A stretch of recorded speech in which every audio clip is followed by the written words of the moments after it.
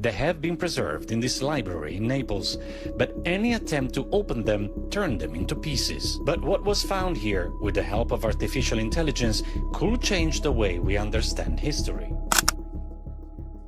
In 1947, 25,000 fragments of the Dead Sea Scrolls were found around Qumran, and the world believed they were the quiet library of a single sect.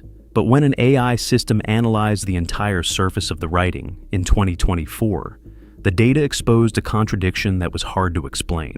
Instead of the trace of one closed community, the algorithm separated out countless unfamiliar scribal hands, a mixture of 4 language systems, and torn scraps of parchment left behind beside 40 sets of human remains in the Cave of Horror.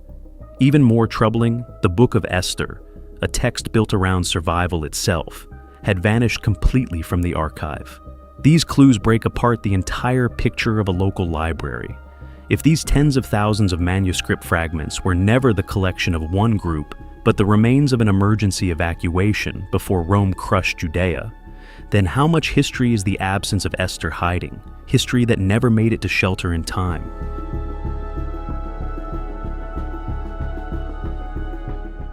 Spring 1947. On a jagged limestone slope in the Judean desert, where the heat can bake the ground like a brick kiln, a Bedouin shepherd named Muhammad ed-Dib set out searching for a lost animal. He was near the northwestern edge of the Dead Sea, one of the most barren and punishing environments on Earth.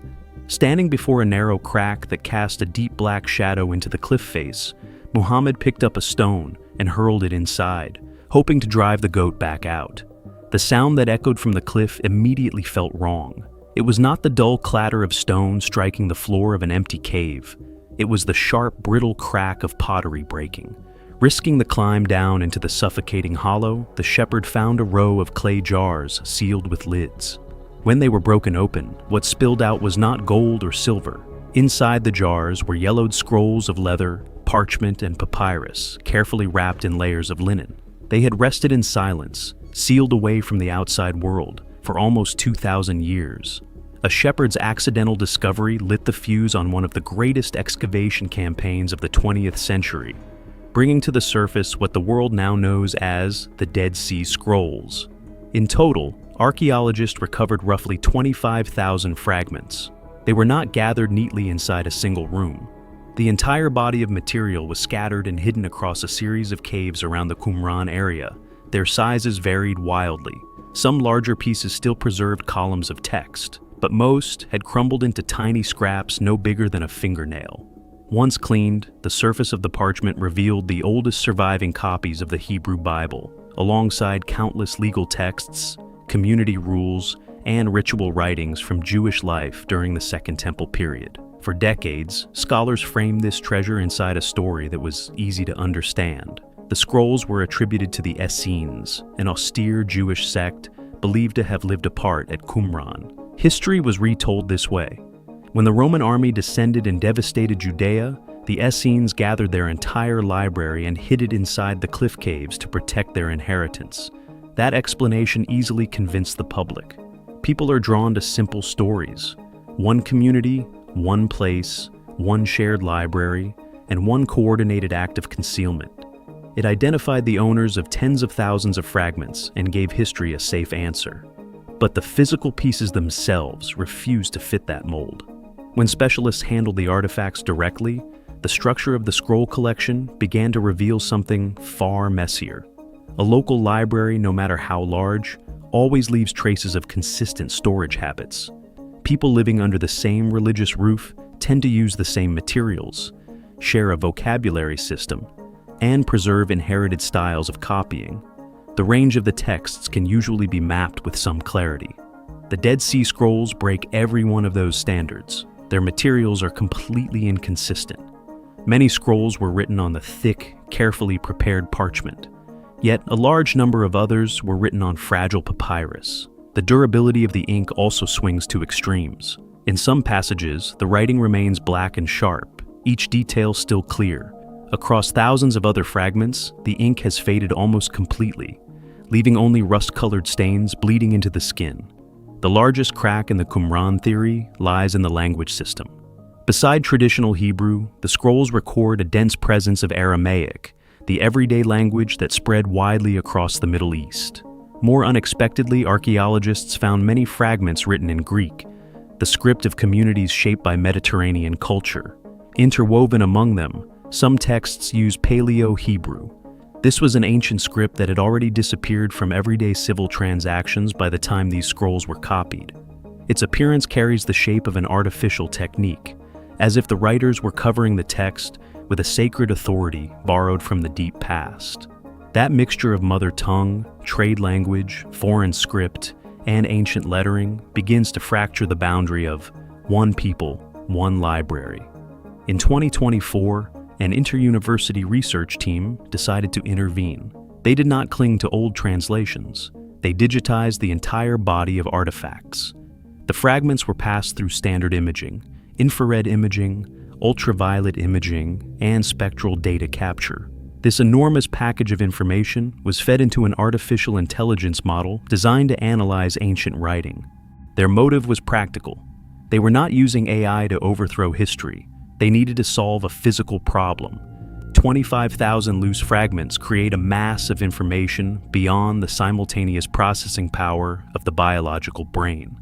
The human eye cannot remember every faded ink stroke, every uneven tear, and tens of thousands of handwriting habits at the same time in order to cross-check them.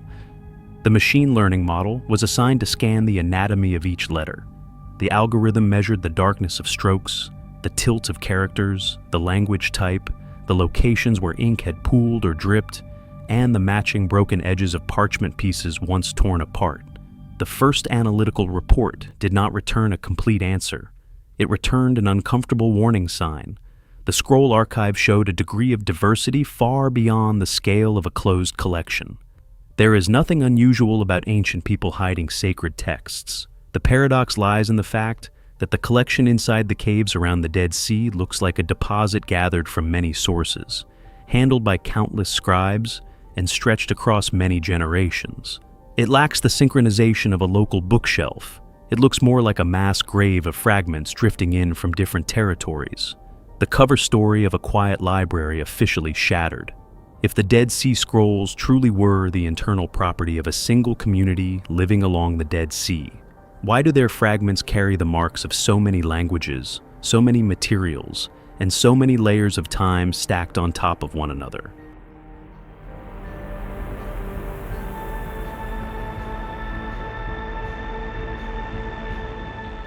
It worked through 25,000 fragments. The machine peeled back a more biological layer of data. The muscle habits of the hand holding the pen. That discovery immediately pushed the boundaries of the Dead Sea Scrolls far beyond one narrow geographic space. Before the 21st century, the study of ancient handwriting was an exhausting manual process. Scholars leaned over magnifying lenses, relying on memory and personal experience to sort the pieces. A torn scrap of parchment, barely larger than a button, carrying only 3 faded strokes of ink, could sometimes determine the position of an entire chapter. Reconstruction depended almost entirely on finding pieces that matched in meaning. But the limits of human biology created a hard wall. No brain could hold the curve range of tens of thousands of characters at once, while also comparing thousands of infrared scans, searching for microscopic similarities across the entire archive. Artificial intelligence crossed that boundary. It did not read the text to understand its content. It measured geometry. The algorithm was programmed to extract invisible data, the tilt of a vertical stem, the distance in millimeters between 2 consecutive words, the angle of the final hook, and the pressure of the pen against the surface of the skin. Every professional scribe leaves behind an unconscious rhythm. Letters may lean slightly to the left, blank spaces may keep a constant proportion, or a specific character may always end with a small trailing flick. In digital space, these physical habits become fingerprints. No one can fake their own biological rhythm across dozens of feet of parchment. The AI scan delivered a heavy blow to the image of a small scribal workshop at Qumran. The data did not cluster around a few individuals.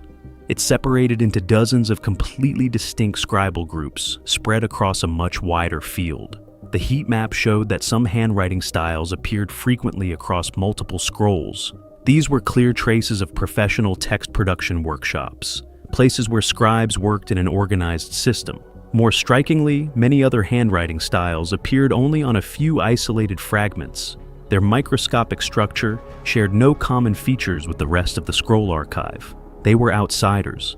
The mathematical evidence suggested that these parchment texts had been brought in from copying centers beyond the boundaries of the Dead Sea. Of course, the academic world did not immediately surrender to a technical report. Their caution had a very real physical basis. Animal skin shrinks and warps with humidity, altering the spacing between letters. Plant-based ink oxidizes across 2 millennia, leaving the original strokes distorted. Camera lenses used in photographic campaigns from the 1950s had different exposure levels and shooting angles, easily bending the geometry of the characters. On top of that, AI is naturally addicted to pattern hunting. Its greatest flaw is its ability to weave order out of meaningless clouds of noise. To rush into declaring that the scrolls came from multiple sources based only on handwriting, differences would be a scientific risk. To strip away that noise, the variables were forced through cross-checking. The AI's scribal map was compared against carbon-14 dating, surface material analysis, language type, and the excavation coordinates of each fragment inside the caves. When the second filter finished scanning, the physical distortions were removed, and yet, the width of the scroll archive did not shrink. The mass of data confirmed that the scrolls and fragments stretched across a timeline of roughly 200 years. A continuous span of 2 centuries reaches far beyond the life of a single generation. It points to an uninterrupted supply chain of texts. Scribes were born, grew old, died, and passed the pen to entirely new hands. Alongside time, geography was torn open by language. The presence of Hebrew tied many texts to the deepest religious traditions operating around the core of Judea. Aramaic was the residue of commercial and everyday life, reflecting the spoken language of most Jews in the region. Greek confirmed the involvement of a much broader population. Communities living along the coast, inside the cultural influence of the Mediterranean world. Interwoven with them were lines of ancient Paleo-Hebrew, used as a technique to wrap certain sacred texts in a shell of authority from the distant past. It is possible for a community at Qumran to have possessed many kinds of texts, but the involvement of so many generations, the diversity of language systems, and the presence of countless unfamiliar hands pushed the local library theory to its breaking point. These tens of thousands of parchment fragments do not carry the shape of a collection built with deliberate order. Under the lens of data, they look more like possessions snatched in haste from many bookshelves, from many sects separated by miles, then forced to lie beside one another. Artificial intelligence had shown that the scroll archive did not come from a single source, but the machine could not solve the final physical piece. If countless hands across many generations created these texts in different lands, then what force, or what terrifying event, drove all of them into the same dark cave system along the shore of the Dead Sea?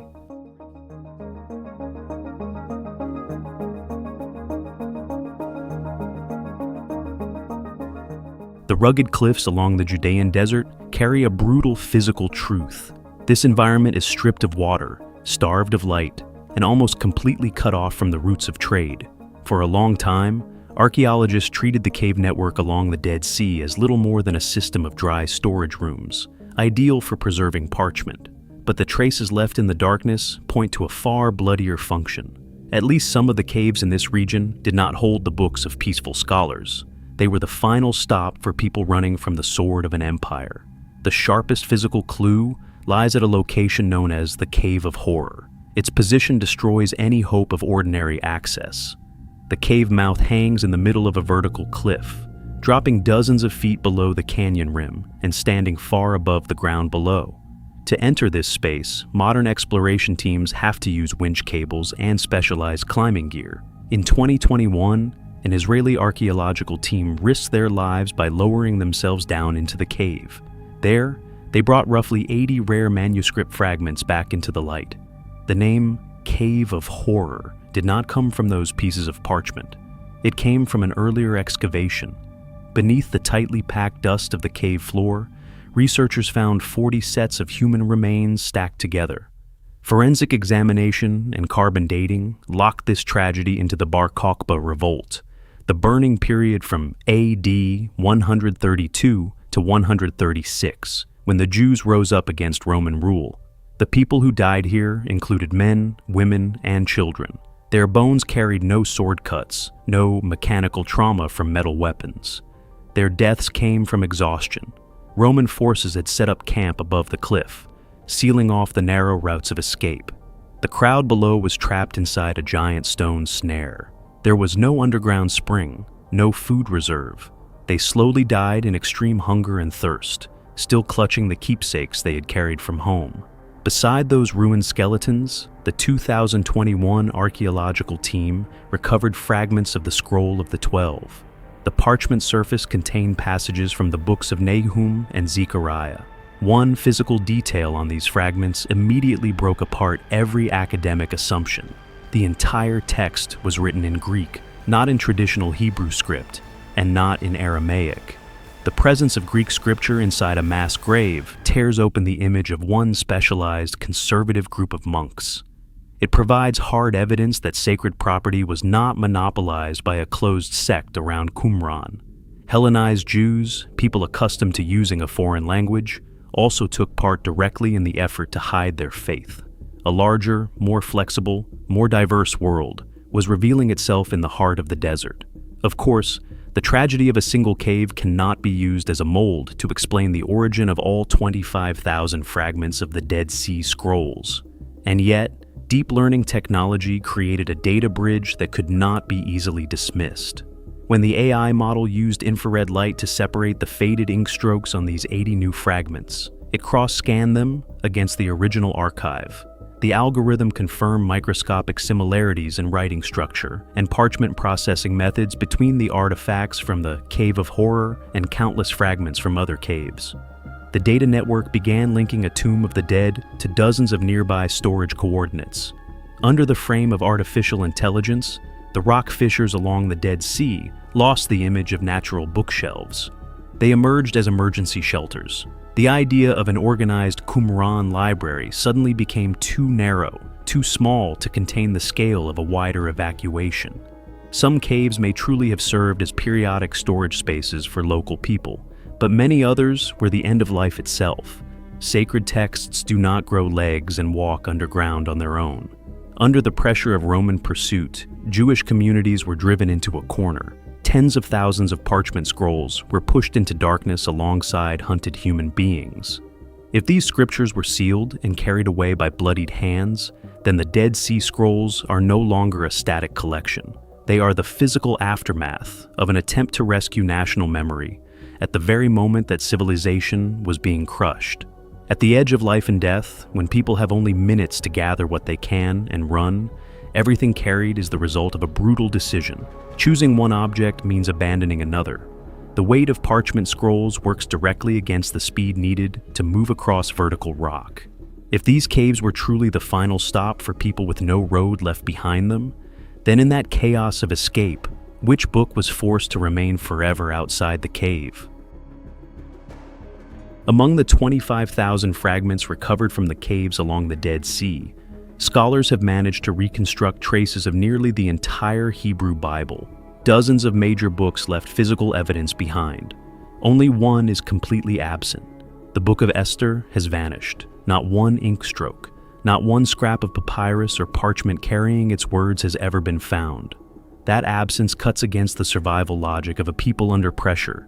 Esther was not a minor text at the edge of faith. It told the story of Jewish endurance in exile, of a people facing annihilation and finding a way to survive. It became the foundation of Purim. For communities being crushed under Roman power, such a story should have carried enormous spiritual force. In wartime, its presence should have been almost unavoidable. For decades, scholars offered a safe explanation. They argued that the Qumran community had deliberately rejected Esther because the original text does not directly mention the name of God. For a strict religious sect, that silence may have been enough to keep the book out of the archive. That explanation only works if the Dead Sea Scrolls belong to one isolated group. But once the AI data suggested that the scrolls came from many communities, many hands, and many regions, the idea of a single internal ban began to collapse. If these fragments were gathered from different worlds, then the chance that every group rejected Esther in exactly the same way becomes nearly impossible. Its absence may not reveal theology. It may reveal loss. Esther may have remained behind in a distant religious center.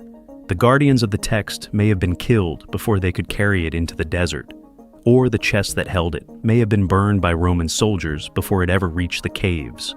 More painfully, Esther may have been abandoned on the road. A complete scroll in the Second Temple period was not light like a modern book. It was made from animal skin, stitched by hand, and wound around wooden rods. A long text could be heavy, bulky, and painfully slow to carry. When the sieges began, refugees could not bring an entire library. They had to carry children, water, food, and whatever sacred objects they could save through burning heat and dangerous cliffs. Every extra pound could slow the body. Every delay could bring the enemy closer. Survival demanded selection. And Esther was not the only scar. The Book of Chronicles nearly disappeared as well, surviving only in faint, broken scraps. Enough to prove it had once been there, but not enough to preserve its full voice. That extreme loss shows how fragile the survival of sacred memory really was. The huge number of scroll fragments can create the illusion of a rescued inheritance, but the missing books reveal the true shape of destruction. They point to a moment of panic when people grabbed what they could and left the rest in the dust because time had run out. Archaeology cannot reconstruct the exact moment Esther was lost. No refugee left a written report. But when its absence is placed beside the cave network, the mix of languages, and the bones inside the cave of horror, it becomes more than silence. It becomes a wound. If a core text disappeared not because it was rejected, but because it could not outrun war, then how much heritage do the torn fragments behind museum glass still conceal? Heritage that never reached safety at all. The AI data network had finished connecting the clues. Unfamiliar scribal hands, 4 colliding language systems, 40 skeletons in the cave of horror, and the total disappearance of Esther. Once these physical traces were placed side by side, the Dead Sea Scrolls no longer looked like the quiet library of one scholarly community. They began to look like something far harsher, a survival list. The old theory had pulled everything into one safe center, Qumran, one community, one archive. But the new evidence stretched the story outward. The scrolls carried the marks of many hands, many generations, and ruptures across both time and place. Judea in the 1st and 2nd centuries was not a land of peace. In AD 70, Roman legions destroyed the Temple of Jerusalem, tearing down the spiritual center of Jewish life. 6 decades later, the Bar Kokhba revolt from AD 132 to 136 ended in catastrophe. Tens of thousands were killed. Communities were expelled, scattered, and driven into exile. Under that pressure, hiding parchment scrolls inside clay jars was not ordinary preservation. It was the final reflex of a world breaking apart. The people fleeing knew they could lose their land, their lives, their temple, and perhaps the sacred voice of their people itself. The languages across the fragments reflect that desperate gathering. Hebrew preserved the rooted religious traditions of Judea. Aramaic carried the everyday speech of the people who lived and traded across the region. Greek pointed to Jewish communities shaped by the wider Hellenistic world. Paleo-Hebrew reached backward, wrapping certain sacred texts in the authority of an ancient past. These languages and traditions were not naturally born to sit on one shelf.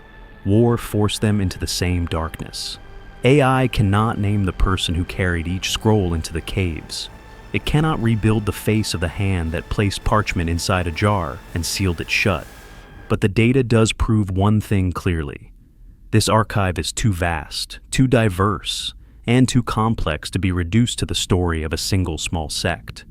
The strongest discovery is not simply that the texts came from multiple sources. The crueler truth is that every surviving fragment may represent a life or death decision. At the edge of death, someone chose to save this scroll. Someone else had to drop another to move faster. Someone used the last of their strength to seal a jar.